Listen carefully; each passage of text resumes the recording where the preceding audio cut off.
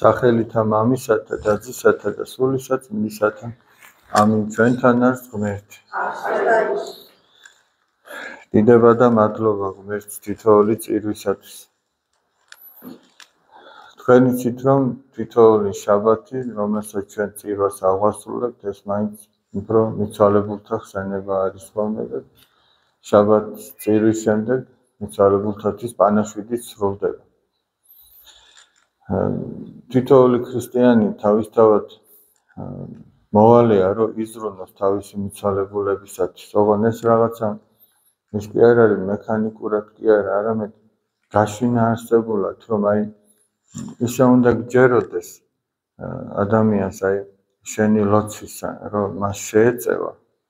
როგორც ავადმყოფს, რომ წამალს მიუტან და რომ იცი, რომ ეს წამალი მას აუცილებლად ჭირდება. და რომ იცი, რომ ეს წამალი რაღაცა შვებას მოგვრის, დაუშვათ ტკივილი აქვს და ტკივილ გამაყუჩებას აძლევ. ხო იცი, რომ ეს ამიგეშებს და ამის გამო ადამიანი მრავალ შრომას გაწევს, ესე იგი, რომ ოღონდაც იმას წამალი მიუტანოს. წყალი მიუტანოს, საკვები მიუტანოს. ასევე ადამიანი, როდესაც თავისი მიცვალებულისთვის ლოცულობს, უნდა იცოდეს, რომ ესეთი ნუგეში და ამაზე დიდი ნუგეში შეიძლება მიუტანოს თავისი ლოცვით. ამიტომ ამ რწმენით თუ შეიარაღდება ადამიანი, მას არ დაეზარება და არ დააკლებს მიცვალებულს იმ ლოცვას. მაგრამ ლოცულობს რა ქრისტიანი მიცვალებულისთვის, იცის, რომ თვითონაც გარკვეული პერიოდის შემდეგ გადაინაცვლებს იმ სამყოფელში და აღმოჩნდება იმ რეალობის წინაშე, რომ მასაც დაჭირდება სხვისი ლოცვა. ხა ჩვენ მაგალითად უფალი ამბობს ასეთ რაღაცას, რომ ვისაც მე უყვარვარო, ჩემი მცნებები დაიმარხოს, ჩემი მცნებები დაიცვას. ჩვენ გვაქვს შესაძლებლობა, რომ ღვთის მცნებებით ვიცხოვროთ და ჩვენი მოვალეობაც ეს არის, ადამიანის სულის გადარჩენის გზაც ეს არის. როგორ ეუბნება პეტრე მოციქული მაცხოვარს, რომ სად წავიდეთო უფალო, როდესაც ის ეკითხება, თუ გინდათ თქვენ წადით, თქვენ სხვა არ გინდათ რომ წახვიდეთო. სად წავიდეთ უფალო, საუკუნო სიცოცხლის სიტყვები შენაგავს. და სწორედ ეს ღვთის მცნებებია საუკუნო სიცოცხლის მომნიჭებელი სიტყვები. რომ თუ ადამიანი ეცდება, რომ ღვთის მცნებით იცხოვროს, ის სულს გადაიცემს ღვთის მაგლით. ჩვენ შეგვიძლია, რომ ვეცადოთ ეს გავაკეთოთ, მაგრამ მიცვალებული ჩვენზე მეტად ხვდება, რომ თურმე ეს საჭირო იყო. მაგრამ ის უკვე ვეღარაფერს ვერ შეცვლის. იმ რეალობას ის თვითონ ვეღარაფერს ვერ მოუხერხებს. და იმ რეალობას რაც შეცვლის, ეგ არის სწორედ მიცვალებულთათვის ლოცვა. როდესაც მისი ჭირისუფალი არ დაიზარებს და მისთვის ლოცულობს.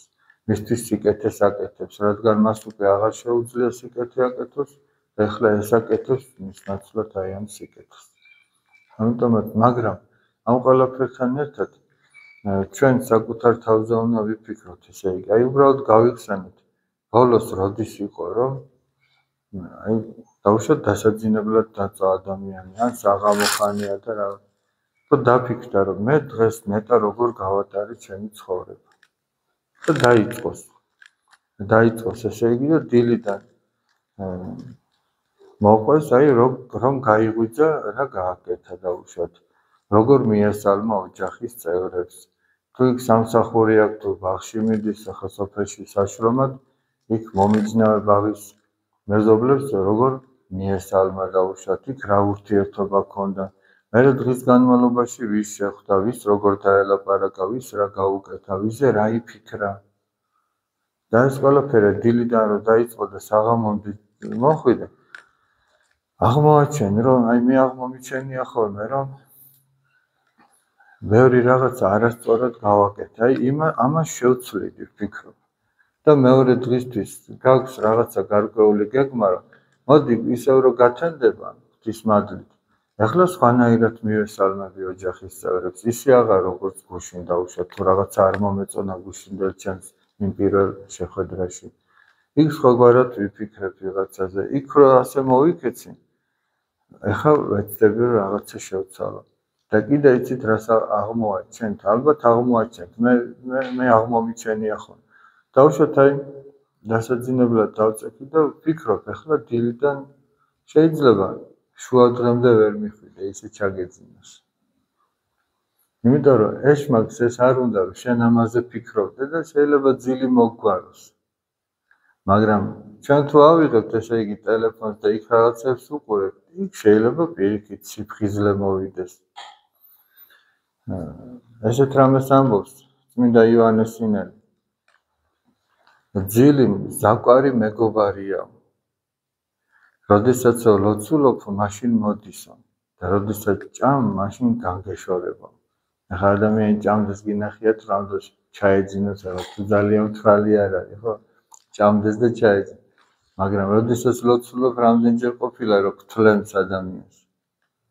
ხოდა იმიტომ რომ ნახეთ რაც კარგია, იმას არ გაცდის ის ეშმაკიც.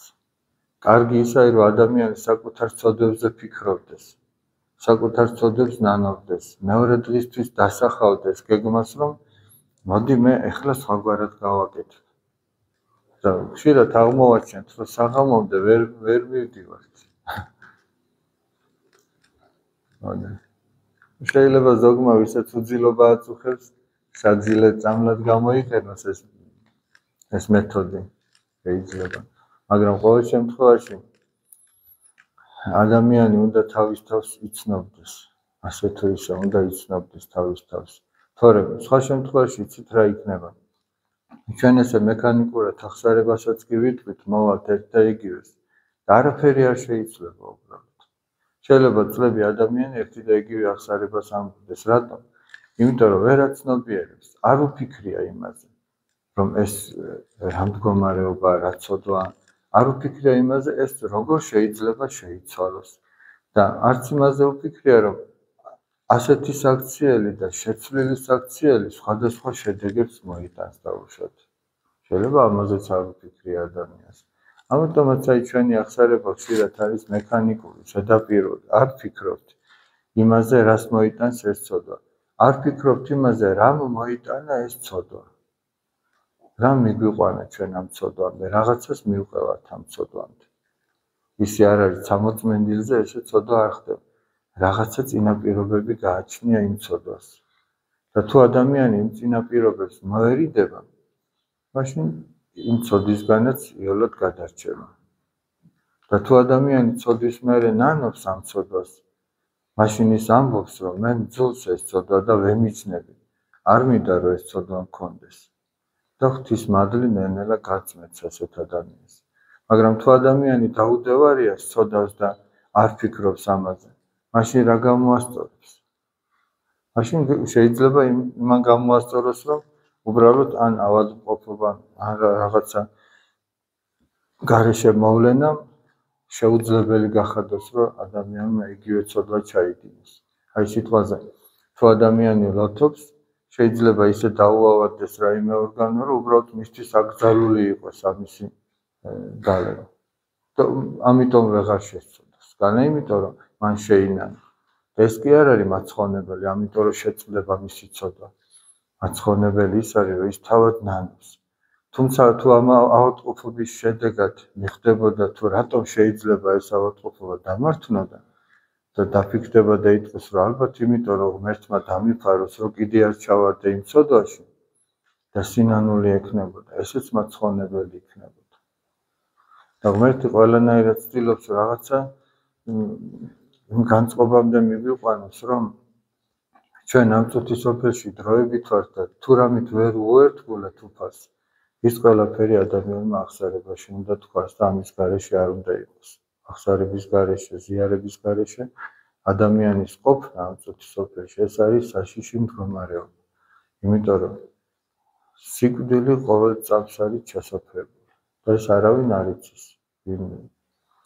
ახლა მაგალითად აი წმინდა იოანეს სინელი ასეთ რამეს ამბობს, რომ ღმერთმა ჩვენ განგებ დაგვიფარავ სიკვდილის ჟამი.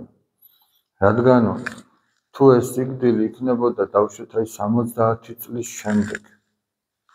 ჯერ ადამიანმა არ იცის რომ როდის გარდაიცვლება და რამხელა უზნეობებს ჩადის და რო იცოდეს რომ 70 წლის იქით არის იტყვის როგორ 79 წელი მინიმუმ ჩემს გემოზე ვიცხოვრებ და მე შევინანებ, იმიტომ რომ გარანტირებული აქვს რომ ჯერ არ მოხდება.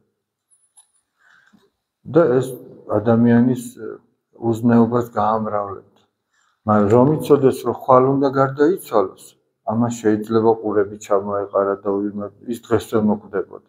რომ იცოდეს რომ ხვალ უეჭველად უნდა მოკვდეს. გესმით? ჩვენ რო ვიცოდეთ რომ ერთი კვირის მერე უნდა მოკვდეთ, უკვე დღეს რო ვიცით ის უკვე მკვდარი ვართ ამის გამო. ამიტომ ძალიან იშვიათი შემთხვევები იყო რომ წმინდა მამებს ღმერთმა განუცხადა თავისი გარდაცვალების ჟამი და მათ ამ ცნობამ არაფერი არ ავნო. ისინი სულიერ სიმაღლეზე იმყოფებოდნენ.